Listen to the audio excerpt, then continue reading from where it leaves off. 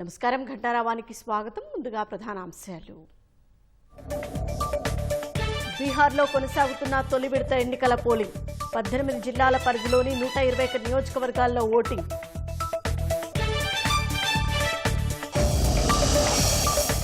Amaravati ORR నిర్మాణంలో కీలక అడుగు. పల్నాడు జిల్లాలో భూసేకరణకు కేంద్రం గెజెట్.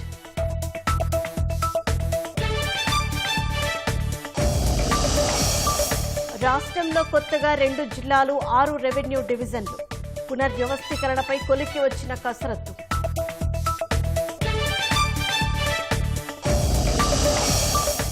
యాభై 56 ఎంఎస్ఎంఈ పార్కులను అభివృద్ధి చేస్తోన్న ప్రభుత్వం.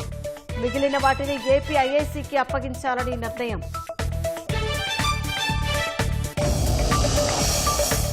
మన్యం జిల్లా రొడ్డవలస వద్ద ఒడిశా ఆర్టీసీ బస్సు దగ్ధం.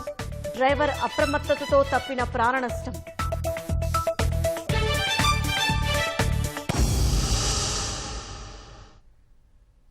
బీహార్ అసెంబ్లీ ఎన్నికల్లో తొలి విడత పోలింగ్ కొనసాగుతోంది. ఉదయం నుంచే పోలింగ్ కేంద్రాల వద్ద ఓటర్లు బారులు తీరారు. బీహార్లో మొత్తం 243 నియోజకవర్గాలు ఉండగా ఇవాళ 121 స్థానాల్లో ఓటింగ్ జరుగుతోంది. మొత్తం 18 జిల్లాల పరిధిలో ఉన్న 121 నియోజకవర్గాల్లో 1314 మంది అభ్యర్థులు బరిలో ఉన్నారు. 3.75 కోట్ల మంది ఓటర్లు వారి భవితవ్యాన్ని ఈవీఎంలలో నిక్షిప్తం చేయనున్నారు. బీహార్ తొలి విడత ఎన్నికల్లో ఓటర్లు ఉత్సాహంగా ఓటు హక్కు వినియోగించుకోవాలని ప్రధాని మోదీ కోరారు.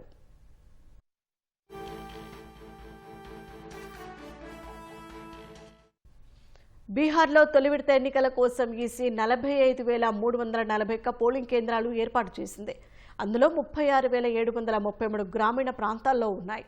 సాయంత్రం 6 వరకు పోలింగ్ జరగనుండగా భద్రతా కారణాలతో 6 నియోజకవర్గాల్లోని 56 పోలింగ్ కేంద్రాల్లో సాయంత్రం 5కే పోలింగ్ ముగియనుంది. ఈ విడత ఎన్డీఏ భాగస్వామ్య పక్షం జేడీయూ అత్యధికంగా 57 స్థానాల్లో పోటీ చేస్తుండగా బీజేపీ నుంచి 48, ఎల్జేపీ నుంచి 14, రాష్ట్రీయ లోక్ మోర్చా తరపున 2 బరిలో ఉన్నారు. మహాగఠబంధన్ పక్షాల్లో ఆర్జేడీ అత్యధికంగా 73 చోట్ల పోటీ చేస్తుంటే కాంగ్రెస్ నుంచి 24, సిపిఐ ఎంఎల్ తరపున 14 మంది బరిలో ఉన్నారు. ప్రశాంత్ కిషోర్ సారథ్యంలోని జనస్వరాజ్ పార్టీ 119 మందిని బరిలో నిలిపింది.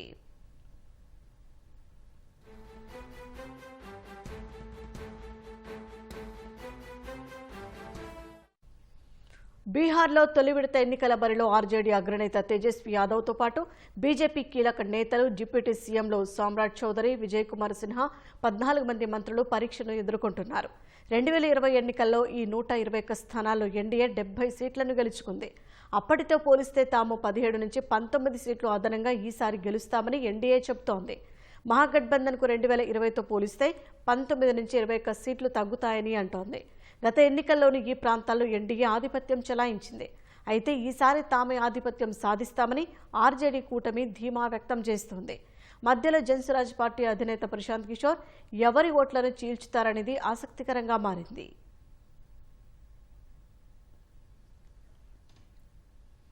జిల్లాల పునర్వ్యవస్థీకరణపై ప్రభుత్వం కసరత్తు ముమ్మరం చేసింది. కొత్తగా నక్కపల్లి, బనగానపల్లె రెవెన్యూ డివిజన్లు తెరపైకి వచ్చాయి.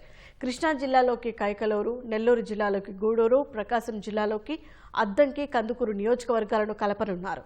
మరో 3 రోజుల్లో తుది నివేదిక సిద్ధం చేసి కేబినెట్ ముందుకు తెచ్చేలా మంత్రివర్గ ఉపసంఘం కసరత్తు చేస్తోంది. వైసీపీ ప్రభుత్వం అస్తవ్యస్తంగా చేసిన జిల్లాల విభజనను గాడిలో పెట్టే దిశగా కూటమి ప్రభుత్వం కసరత్తు చేస్తోంది. మార్కాపురం, మదనపల్లె కేంద్రాలుగా కొత్త జిల్లాల ఏర్పాటుకు మార్గం సుగమమైనట్లు తెలుస్తోంది. ఏలూరు జిల్లాలోని నూజివీడు నియోజకవర్గాన్ని ఎన్టీఆర్ జిల్లాలో, కైకలూరు నియోజకవర్గాన్ని కృష్ణా జిల్లాలో, గూడూరు నియోజకవర్గాన్ని తిరుపతి జిల్లా నుంచి నెల్లూరు జిల్లాలో చేర్చే ప్రతిపాదనలకు మంత్రివర్గ ఉపసంఘం సానుకూలత వెలిబుచ్చింది. అద్దంకి, కందుకూరు నియోజకవర్గాల్ని ప్రకాశం జిల్లాలో చేర్చేందుకు సుముఖత వ్యక్తం చేసింది. గన్నవరం నియోజకవర్గాన్ని ఎన్టీఆర్ జిల్లాలో కలిపే అంశంపై స్థానిక ప్రజా ప్రతినిధులతో చర్చించి 2 రోజుల్లో నిర్ణయం తీసుకోనున్నారు. పీలేరు, అద్దంకి, గిద్దలూరు, మడకశిరతో పాటు మరో 2 కొత్త రెవెన్యూ డివిజన్ల ఏర్పాటుకు ఉపసంఘం సానుకూలంగా ఉన్నట్లు సమాచారం. కాగా పెనమలూరు నియోజకవర్గాన్ని ఎన్టీఆర్ జిల్లాలో కలపాలన్న ప్రజల డిమాండ్ను పరిశీలనలోకి తీసుకోలేదు. పెనమలూరు నియోజకవర్గం విజయవాడలో భాగమే అయినా వైసీపీ ప్రభుత్వం ఎన్టీఆర్ జిల్లా కాదని కృష్ణా జిల్లాలో చేర్చింది. జిల్లా కేంద్రమైన మచిలీపట్నం వెళ్లాలంటే 65 కిలోమీటర్లు ప్రయాణించాల్సిన దుస్థితి ఏర్పడింది. పెనమలూరు నియోజకవర్గాన్ని ఎన్టీఆర్ జిల్లాలో కలపాలని ప్రజలు కోరుతున్నా స్థానిక ప్రజా ప్రతినిధులు మోకాలడ్డుతున్నారు. ఈ అంశాన్ని ఉపసంఘం పరిశీలనలోకి తీసుకోకపోవడంపై సీఎం చంద్రబాబు నిర్ణయం తీసుకోవాలని స్థానికులు కోరుతున్నారు.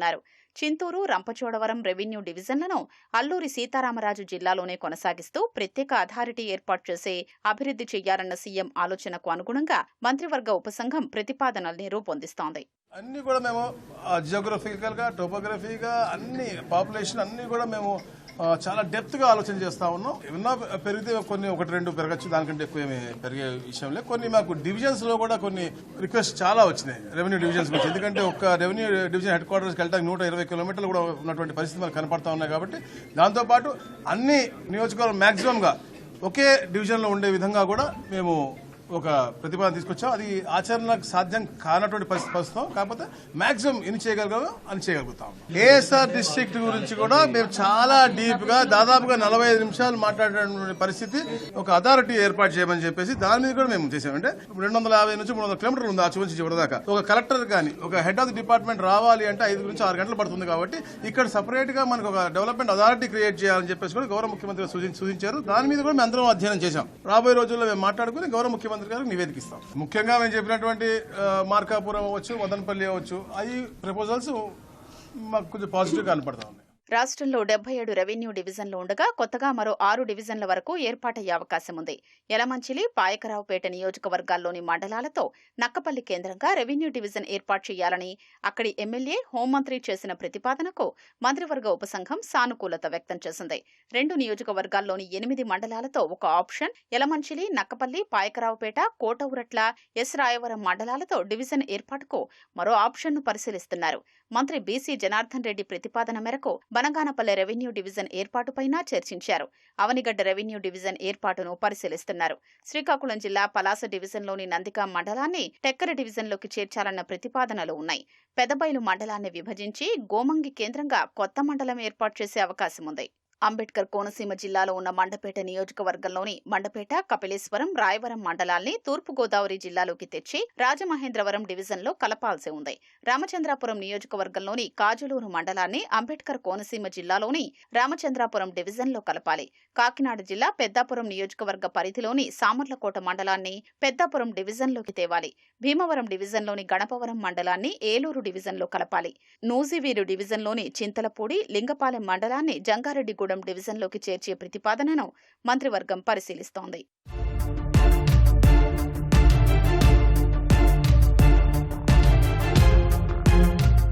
నూజివీడు నియోజకవర్గంలోని 4 మండలాలతో పాటు గన్నవరం నియోజకవర్గంలోని బాపులపాడు, గన్నవరం, ఉంగుటూరు మండలాల్ని నూజివీడు డివిజన్లో కలపాల్సి ఉంది. వీరులపాడు మండల కేంద్రాన్ని జుజ్జూరు నుంచి వీరులపాడుకు మార్చాలి.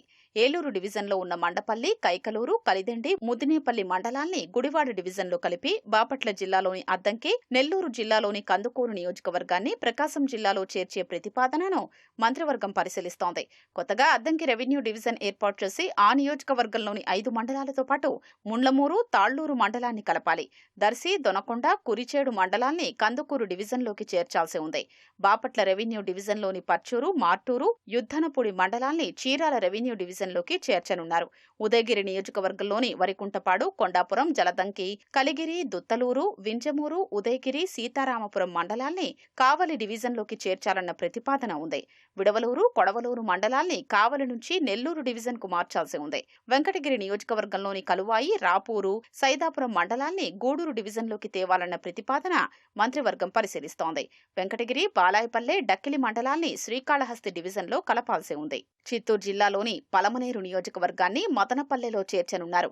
నగరి నియోజకవర్గంలోని నగరి, విజయపురం, నిండ్ర మండలాల్ని తిరుపతి జిల్లాలోకి తేవలసి ఉంది. వడమాలపేట, పుత్తూరు మండలాలు కూడా నగరి డివిజన్లోకి కలిపే ప్రతిపాదనను ఉపసంఘం పరిశీలిస్తోంది. నగరి డివిజన్లోని కార్వేటి నగరం, పాలసముద్రం మండలాల్ని చిత్తూరు డివిజన్లో కలపాల్సి ఉంది. పలమనేరు డివిజన్లోని బంగారుపాలెం మండలాల్ని చిత్తూరు డివిజన్లోకే తేవాలనే ప్రతిపాదనను మంత్రివర్గం పరిశీలన చేస్తోంది. మడకసిర, గుదిబండ, రోళ్ల, అమరాపురం, ఆగలి మండలాలతో మడకసిర కొత్త రెవెన్యూ డివిజన్ ఏర్పాటు కానుంది. కదిరి డివిజన్లోని అమడగూరు మండలాన్ని పుట్టపర్తి డివిజన్లోకి తేవాల్సి ఉంది. పుట్టపర్తి డివిజన్లోని గోరంట్ల మండలాన్ని పెనుగొండ డివిజన్లోకి మార్చనున్నారు. పార్వతీపురం మన్యం జిల్లా పాజిపెంట మండలం రొడ్డవలస సమీపంలో ఒడిశా ఆర్టీసీ బస్సు అగ్ని ప్రమాదానికి గురైంది. ఆంధ్ర ఒడిశా ఘాట్ రోడ్డులో వెళ్తున్న బస్సు ఇంజిన్లో ఒక్కసారిగా పొగలు వచ్చాయి. వెంటనే అప్రమత్తమైన డ్రైవర్ ప్రయాణికులను కిందకు దించేశారు. దీంతో ప్రాణ నష్టం తప్పింది. బస్సు విశాఖ నుంచి జయపుర వెళ్తుండగా ఉదయం 7 గంటల సమయంలో ప్రమాదం జరిగింది. వెంటనే ఘటనా స్థలికి చేరుకున్న అగ్నిమాపక సిబ్బంది బస్సులో మంటలార్పారు. అయితే అప్పటికే బస్సు చాలా వరకు దగ్ధమైంది. ఘటన జరిగిన సమయంలో బస్సులో 5 ప్రయాణికులు ఉన్నారు.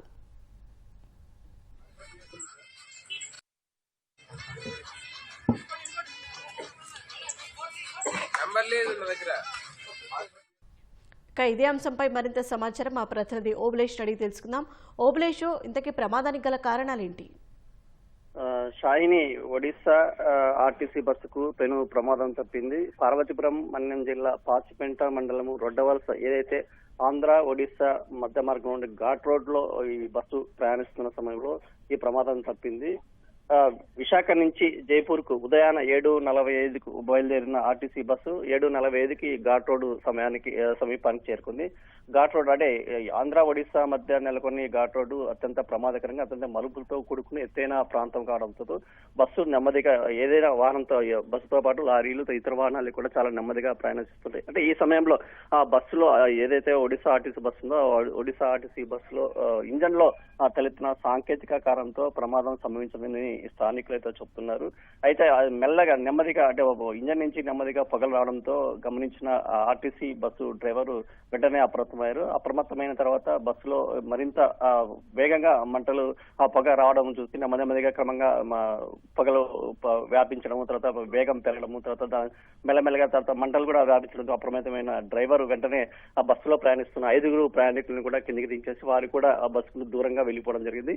అయితే డ్రైవరు తర్వాత క్లీనరు తర్వాత ప్రయాణికులు కూడా కాస్త కొంత దూరం వెళ్ళిన సమయానికి వెంటనే మంటలు ఏదైతే ఇంజన్ లో ఏర్పడిన మంటలు మెల్లమెల్లగా వ్యాపించే బస్సు మొత్తం వ్యాపించడంతో ఆర్టీసీ బస్సు మొత్తం పూర్తిగా దగ్ధమైంది. అయితే ఈ సమాచారం అందుకున్న సాలూరు ఫైర్ సిబ్బంది వెంటనే సంఘటనా స్థలానికి చేరుకొని పూర్తిగా అంటే బస్సు అప్పటికే సాలూరు ఫైర్ సిబ్బంది అక్కడ చేరుకున్న సమయానికి అప్పటికే బస్సు మొత్తం సగానికి సగం అప్పుడు కాలిపోవడం జరిగింది. అయితే పూర్తిగా దగ్ధం కాకుండా బూడిద కాకుండా ఈ ఫైర్ సిబ్బంది మంటలని అదుపుకి తీసుకొచ్చారు. అయితే ఈ ఒడిశా ఆర్టీసీ బస్సు డ్రైవర్ అప్రమత్తతతో ప్రమాదం తప్పిందని చెప్పొచ్చు. ఆ సమయంలో బస్సులో ప్రయాణిస్తున్న 5 ప్రయాణికులు కూడా సురక్షితంగా ఈ ప్రమాదం నుంచి బయటపడ్డారు. అయితే ఇటీవల రాష్ట్రంతో పాటు ఇతర రాష్ట్రాల్లో చోటేసుకున్న బస్సు ప్రమాదాలు, రోడ్డు ప్రమాదాల నేపథ్యంలో ఇటు ప్రయాణికులతో పాటు ఇతర స్థానికులు కూడా తీవ్ర ఆందోళనకు గురయ్యారు. అయితే వెంటనే బస్సు డ్రైవర్ అప్రమత్తం కావడంతో ఈ ప్రమాదం తప్పిందని చెప్పవచ్చు. షాయిని, ధన్యవాదాలు ఓబులేష్.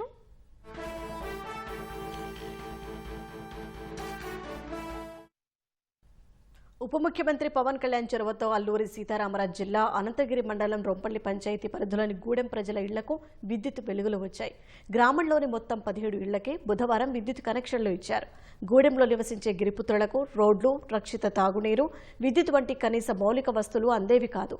పగటిపూట ఉపాధి కోసం బయటకు వెళ్లే గూడెం గ్రామస్తులు రాత్రిళ్లు బిక్కుబిక్కుమంటూ కాలం వెళ్లదీసేవారు. గతంలో ఎన్నోసార్లు అధికారులకు సమస్య చెప్పుకున్నా పరిష్కారం లభించలేదు.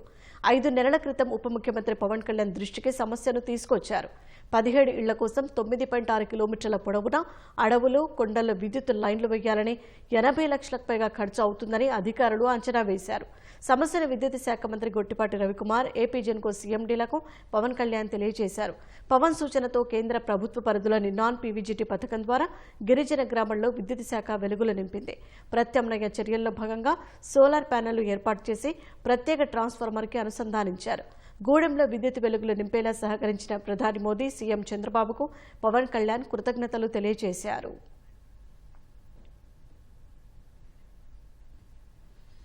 రాష్ట్రంలోని 175 నియోజకవర్గాల్లో దశలవారీగా ఎంఎస్ఎంఈ పార్కులు, ప్లాటెడ్ ఫ్యాక్టరీ కాంప్లెక్స్లను అభివృద్ధి చేయాలని ప్రభుత్వం నిర్ణయించి మొదటి దశలో 56 పార్కులను అభివృద్ధి చేస్తుంది. మిగిలిన వాటి అభివృద్ధికి అందుబాటులో ఉన్న ప్రభుత్వ భూములను గుర్తించి ఏపీఐఐసికి అప్పగించాలని ప్రభుత్వం ఆదేశించింది. అవసరమైన చోట ప్రైవేటు భూములను కూడా సేకరించాలని కలెక్టర్లను కోరింది. రాష్ట్రంలోని మొత్తం 175 పార్కుల్లో కేంద్ర రాష్ట్ర ప్రభుత్వాల నిధులతో 122, ప్రైవేటు భాగస్వామ్యంతో 53 పార్కులను అభివృద్ధి చేయాలని ప్రభుత్వం నిర్ణయించింది. ఇక్కడ మౌలిక సదుపాయాల కల్పనకు అవసరమైన నిధులను రుణంగా తీసుకునేందుకు ఏపీఐఐసికి ప్రభుత్వం అనుమతించింది. మొదటి దశలో 56 పార్కులను ప్రభుత్వం అభివృద్ధి చేస్తోంది. ఇందులో 11 పార్కులను ముఖ్యమంత్రి ప్రారంభించారు. 39 పార్కులకు శంకుస్థాపన చేశారు. 3 నియోజకవర్గాల్లో ఇప్పటికే ఎంఎస్ఎంఈలకు ప్రత్యేక పార్కులున్నాయి. 3 చోట్ల మౌలిక సదుపాయాలను కల్పించింది. మిగిలిన పార్కుల అభివృద్ధికి అవసరమైన భూములను సేకరించడంతో పాటు ప్రైవేటు భాగస్వామ్యంతో అభివృద్ధి చేసే పార్కులకు ప్రోత్సాహకాలు అందిస్తుంది. మిగిలిన 119 పార్కులను 2 దశల్లో అభివృద్ధి చేస్తారు. వీటిలో 102 పార్కులకు అవసరమైన భూములకు సంబంధించి వివిధ జిల్లాల కలెక్టర్ల నుంచి ప్రతిపాదనలు ప్రభుత్వానికి అందాయి. 66 చోట్ల మాత్రమే భూములు ఎంఎస్ఎంఈ పార్కుల ఏర్పాటుకు అనువైనవిగా ఉన్నట్లు పరిశ్రమల శాఖ అధికారులు భావిస్తున్నారు. పూర్తిగా ప్రభుత్వ భూములు అందుబాటులో ఉన్న 25 పార్కులను 2వ దశలో పూర్తి చేస్తారు.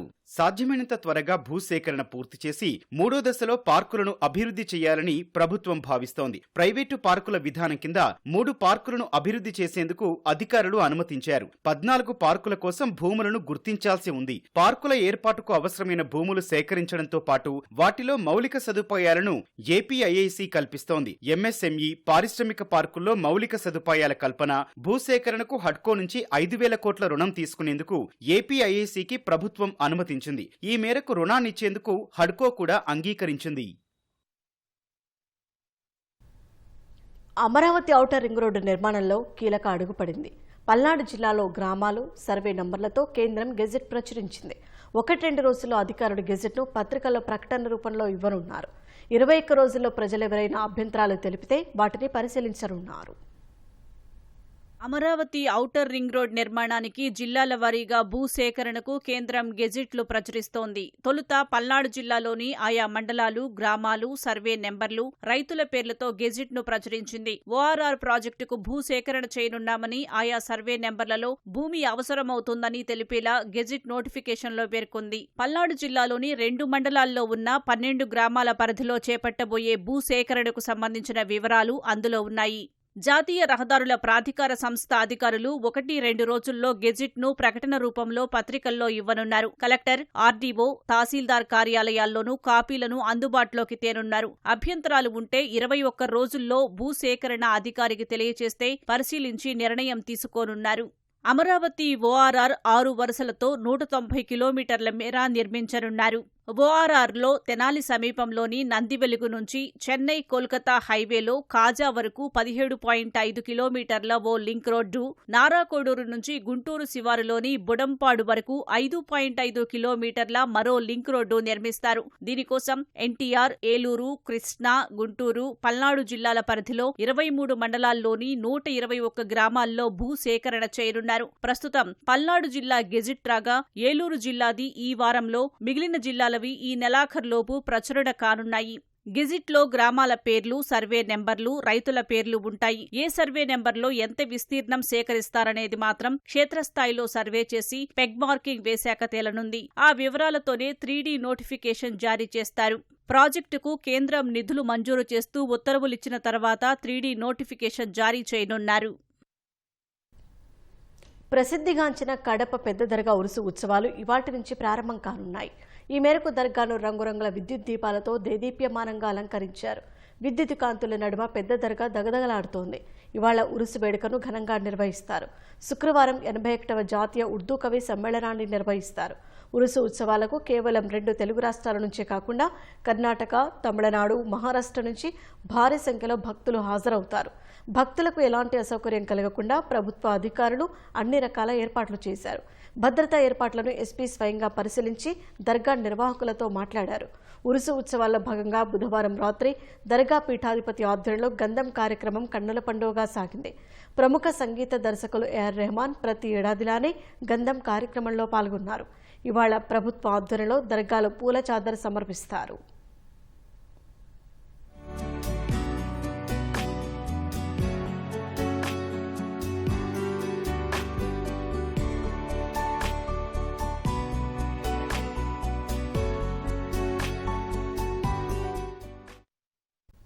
ఆపరేషన్ సింధూర్తో చావు దెబ్బతిన్న ఉగ్రముఖలు భారత్పై తిరిగి దాడులు చేసేందుకు కుట్రలు చేస్తున్నట్లు తెలుస్తోంది. లష్కర్ ఇ తోయిబా, జైషే మొహమ్మద్ ఉగ్ర సంస్థలకు చెందిన కమాండర్లు, ఐఎస్ఐ అధికారులు పాక్ ఆక్రమిత కశ్మీర్లో సమావేశమై భారత సైనిక బలగాలు, రాజకీయ నేతల లక్ష్యంగా దాడులకు పథకరచన చేసినట్లు సమాచారం. పాకిస్తాన్ భారత్లోకి ఉగ్రవాదాన్ని తిరిగి ఎగుమతి చేయడం మొదలుపెడితే దెబ్బతిన్న లష్కర్ టీఆర్ఎఫ్ నెట్వర్క్ పునరుద్ధరణ జరిగే ప్రమాదముందని నిఘా వర్గాలు భావిస్తున్నాయి. పాకిస్తాన్ కేంద్రంగా ఉగ్ర కార్యకలాపాలు సాగిస్తున్న లష్కర్ ఎ తోయిబా, జైషే మహమ్మద్ ఉగ్ర సంస్థలు భారత్లో మళ్లీ దాడులకు కుట్ర చేస్తున్నట్లు తెలుస్తోంది. ఈ మేరకు నిఘా వర్గాలు గుర్తించాయి. ఆపరేషన్ సింధూర్తో చావు దెబ్బతిన్న ఈ ఉగ్ర సంస్థలు ప్రతీకార దాడులకు సిద్దమవుతున్నట్లు పేర్కొన్నాయి. నియంత్రణ రేఖ వెంట ఉన్న అక్రమ చొరబాటు మార్గాల ద్వారా లష్కరే, జైషే ఉగ్రవాదులు జమ్మూ కశ్మీర్లోకి ప్రవేశించినట్లు తెలిపాయి. పాకిస్తాన్కు చెందిన స్పెషల్ సర్వీసెస్ గ్రూప్, ఐఎస్ఐ ఆపరేటర్లు ఉగ్రమూకలకు సాయం అందించినట్లు సమాచారం. ఉగ్రవాది శంషేర్ సారథ్యంలో లష్కరే యూనిట్ డ్రోన్ల ద్వారా నియంత్రణ రేఖ వెంట చొరబాట్లకు అవకాశం ఉన్న ప్రాంతాల్ని గుర్తించినట్లు తెలుస్తోంది. రాబోయే రోజుల్లో ఆత్మాహుతి దాడులు, అక్రమ ఆయుధాల జారవేతకు ఇది సూచిక అని నిఘా వర్గాలు అంచనా వేశాయి. సరిహద్దు వెంట ఉన్న భారత భూభాగాలపై దాడులు చేసేందుకు స్పెషల్ సర్వీసెస్ గ్రూప్తో పాటు ఉగ్రవాదులతో కూడిన బోర్డర్ యాక్షన్ టీంలను పాకిస్తాన్ ఆక్రమిత కశ్మీర్ వెంట తిరిగి మోహరించినట్లు గుర్తించాయి.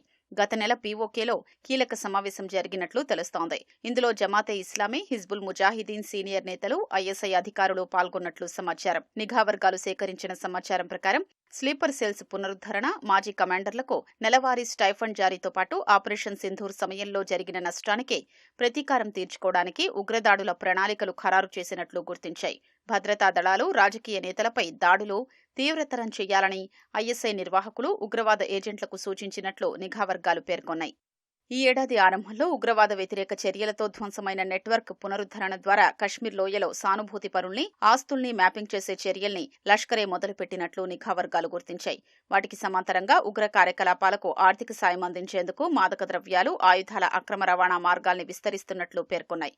పాకిస్తాన్ తిరిగి ఉగ్రవాదుల్ని ఎగుమతి చేయడం మొదలుపెడితే ఆపరేషన్ సింధూర్ సందర్భంగా ధ్వంసమైన లష్కరే, టీఆర్ఎఫ్ నెట్వర్క్ త్వరలోనే పునరుద్ధరణ దశకు చేరుకునే ప్రమాదముంది. పశ్చిమ సరిహద్దుల్లో త్రివిధ దళాలు అతిపెద్ద సైనిక విన్యాసాలు నిర్వహిస్తున్న సమయంలో ఈ నిఘా సమాచారం అందింది. ఈ సమాచారాన్ని తీవ్రమైన హెచ్చరిక అని తెలిపిన అధికార వర్గాలు ఉత్తర కమాండ్ సెక్టర్లలో సైన్యం, నిఘా బృందాలు హై అలర్ట్గా ఉన్నాయని సూచించాయి.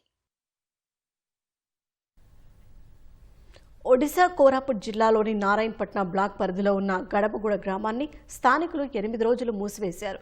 గత 2 ఏళ్లలో ఈ గ్రామంలో ఎక్కువ సంఖ్యలో యువకులు పలు కారణాలతో మృత్యువాత పడ్డారు.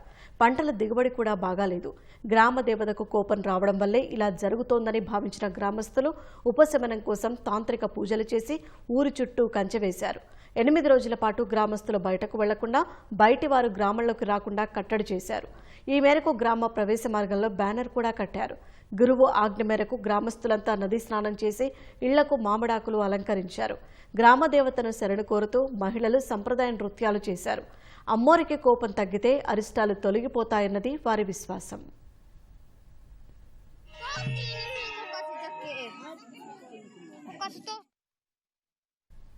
స్వదేశంలో దక్షిణాఫ్రికాతో జరిగే టెస్టు సిరీస్కు భారత జట్టును బీసీసీఐ సెలక్షన్ కమిటీ ప్రకటించింది. శుభ్మన్ గిల్ నాయకత్వంలో 15 మంది సభ్యులతో కూడిన జట్టును చీఫ్ సెలెక్టర్ అజిత్ అగార్కర్ నేతృత్వంలోని కమిటీ ఎంపిక చేసింది. ఇంగ్లాండ్ పర్యటనలో గాయపడిన వికెట్ కీపర్ రిషబ్ పంత్ తిరిగి ఎంపికయ్యాడు. పేసర్ ఆకాశ్దీప్ పునఃప్రవేశం చేశాడు. ఓపెనర్లుగా యశస్వి జైస్వాల్, కేఎల్ రాహుల్ను ఎంపిక చేసిన కమిటీ దేవదత్ పడిక్కల్, సాయి సుదర్శన్లకు చోటు కల్పించింది. రెండో వికెట్ కీపర్గా ధ్రువ్ జురేల్ ఎంపికయ్యాడు. తెలుగు కుర్రాడు నితీష్ కుమార్ రెడ్డి చోటు నిలబెట్టుకున్నాడు. ఆల్రౌండర్లు రవీంద్ర జడేజా, అక్షర్ పటేల్, వాషింగ్టన్ సుందర్ను ఎంపిక చేయగా ప్రధాన స్పిన్నర్గా కుల్దీప్ యాదవ్ను తీసుకున్నారు.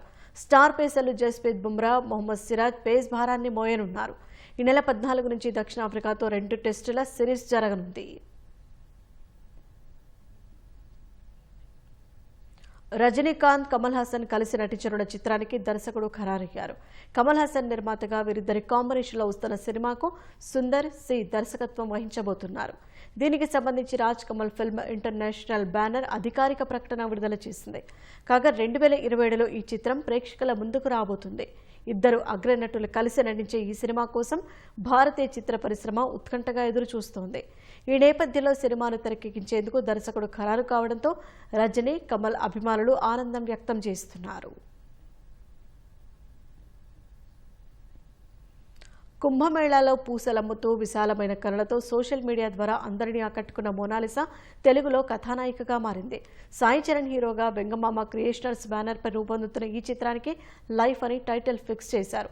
నిర్మాత అంజన్న నిర్మిస్తున్న ఈ సినిమాకి శ్రీను కోటపాటి దర్శకత్వం వహిస్తున్నారు.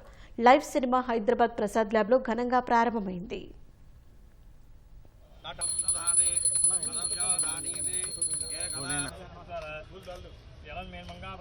వెంకటేశ్వర స్వామి భగవాన్ విశ్వేశ్వరాయ మహాదేవాయ త్ర్యంబకాయ త్రిపురాంతకాయ త్రికాగ్ని